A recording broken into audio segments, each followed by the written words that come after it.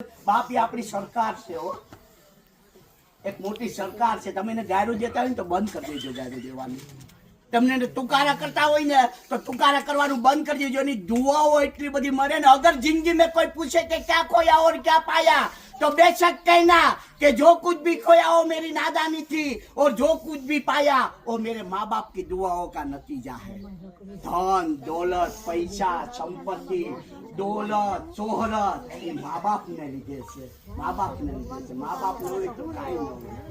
અહીંયા દીકરી હવે શું કામ ખબર તમને એમ કહું કે એ ખાલી થેલી આવતી હોય જેવી જેની કેપેસિટી. દીકરી જાય ને કે આખી થેલી ભરીને જાય. બેટા હું તને આ માંડવી થોડીક દઈ દઉં, બેટા આ શાકભાજી છે થોડીક દઈ દઉં. મારા દીકરા થાળી બે વધારે ની પડી તો એક થાળી લઈ જાય. પપ્પા પાસે વર્ષની મૂડી 3 લાખ રૂપિયા જ હોય. એની દીકરીના મંદર પર એ સંસ્કાર આવે એટલે પપ્પા એમ કે હું દીકરા હું તને 20 જોડી કપડા લઈ જાય, આપણે અમદાવાદ જાઉં ભેગા. 3 લાખ જ હોય જિંદગી ભરની મૂડી. મારા દીકરા હું તને સેટી પલંગ લઈ દઈ, મારા દીકરા હું તને તું કેઈ કબાટ લઈ દઈ, હું તને કેઈ લઈ દઈ. અને બાપ જ્યારે દીકરીને વિદાય કરે ને ત્યારે થંભ રાખીને એને હાજરીમાં તો આમ ન રડી શકે, પણ એ દીકરી જાય ને એટલે થંભ પકડી અને એટલું રડે ને કે તમને એવું થાય કે ઓહો હો. પુરુષ એક જ સમયે રડતો સારો લાગે દીકરી વિદાય વખતે. બાકી હૃદયની વાત ફેંકશું હું જાણ. આપણે ડૉક્ટર બાબા સાહેબ આંબેડકરના વંશજ છે, આપણે થોડું રડો. અને ત્યારે એમની જીવન સંગીતીને શું કંઈ ખબર કે મારી તો ભીંડા લૂંટાઈ ગઈ છે.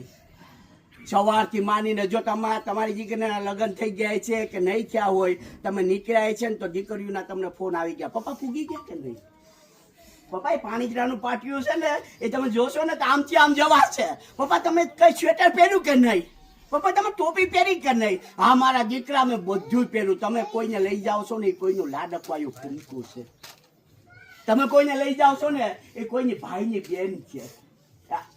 આ મહત્વની વસ્તુ છે. આ મૂલ્ય સિદ્ધાંતો હજી આપણા ગામડામાં છે, સંસ્કારો આપણા ગામડામાં છે.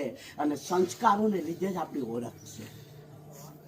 સંસ્કારને લીધે એવો કાઢી જાકે રોકટકો મારો ગાંઠથી છૂટી ગયો.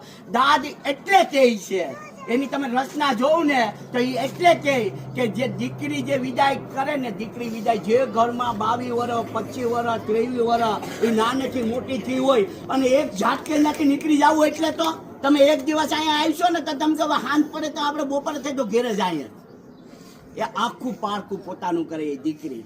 એટલે દીકરી બહુ મોટી વસ્તુ છે. અને બાપની કમી, બાપ 85 વર્ષની ઉંમરે જાય કે 100 વર્ષની ઉંમરે જાય કે 110 વર્ષની ઉંમરે જાય, બાપ ઈ બાપ છે. આપણે વિદિત કરીએ કે ડૉક્ટર બાબા સાહેબ આંબેડકરને પણ એક દીકરી હતી હો. ડૉક્ટર બાબા સાહેબ આંબેડકરની એક દીકરી હતી. એ દીકરી ગઈ ત્યારે ડૉક્ટર બાબા સાહેબ આંબેડકર ત્યાં હાજર જ નહોતા. દીકરી ગઈ